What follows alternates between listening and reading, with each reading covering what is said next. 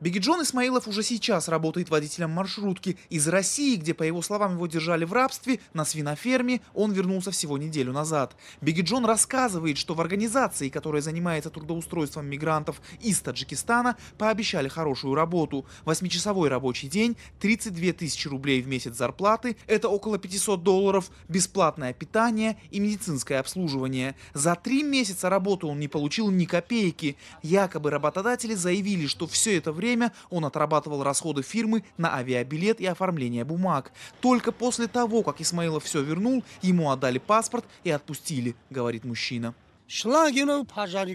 Пожарным шлангом с утра до вечера вымываешь отходы от свиней. Тебе дают время 6-8 часов. За опоздание штраф. Мне еще не выслали зарплату. Может быть, они посчитали эти деньги с учетом штрафов и ничего не осталось?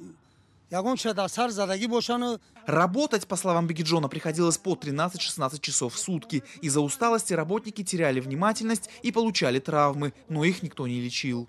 У одного из рабочих нога провалилась в яму. Травма. Мы скандал подняли, чтобы что-то сделали с ним. Даже мази никакой не дали. Мы по-таджикски сделали, просто обмотали ногу тряпкой с ватой. Через неделю он стал ходить прихрамывая. По словам руководства общественной организации, отправляющей на работу таджикистанцев, они сотрудничают в России только с проверенными работодателями. Людям платят вовремя, а расходы на перелет и оформление бумаг вычитаются в течение нескольких месяцев, чтобы работники могли получить на руки хоть часть денег. Первый месяц, высчитывается за транспортные расходы, второй месяц за оформление разрешительных документов. Все, больше ничего с них не высчитывают.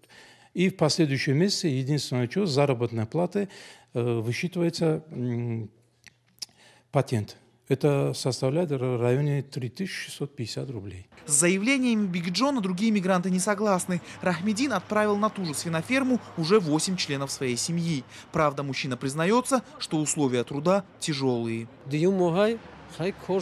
Наши родственники уже 2-й месяц там работают. Вот племянника хочу отправить и сам поехать потом. Работа нормальная, только очень строгие санитарные условия. В руководстве центра говорят, что Бигиджон знал обо всех условиях труда заранее. В качестве доказательства предоставляют видеозапись его беседы с руководством свинофермы. Также в центре правового содействия отслеживают соблюдение условий труда работодателями. Нарушений они не выявили. Все эти беседы, которые мы проводим в Skype, они обязательно нами записываются.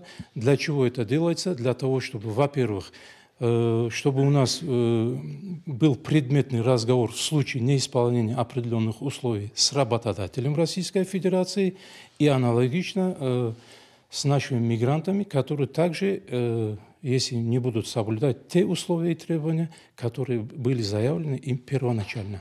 Центр правового содействия с начала этого года отправил на заработки в Россию более 80 человек. По словам учредителей, цифра была бы намного выше, но они работают только по одному району Душанбе, и главным условием трудоустройства через эту организацию является знание русского языка.